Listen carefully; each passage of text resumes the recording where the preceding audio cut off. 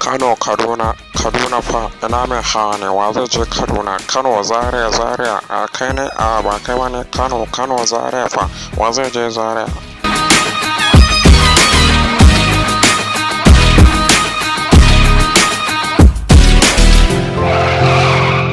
Kai direba ka tafi da mu a hankali fa, dan ni wallahi in na ga dama ba zan ma ba da kuɗin nan ba, kaji.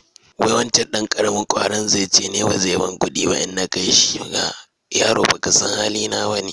Ranar da na yi tuƙin motar ganganci baka ma sani ba kenan. Ko haihuwarka ba a yi ba.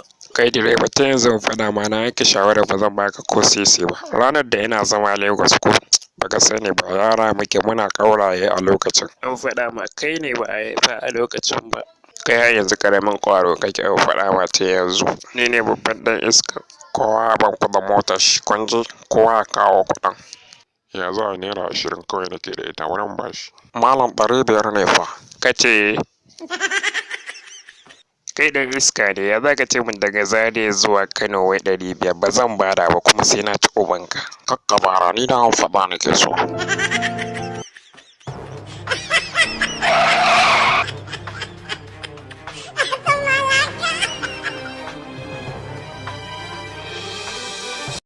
Kai ni za ka rera mawayo a kan daga Zaria zuwa wai Kano za ka ce min wai 500 sai na ci ubanka in gaugatin kanin sai na karya ka nan wajen wallahi. A Lagos mu ba a wani haka wallahi. Dan ubanka ka buge ni ka gani.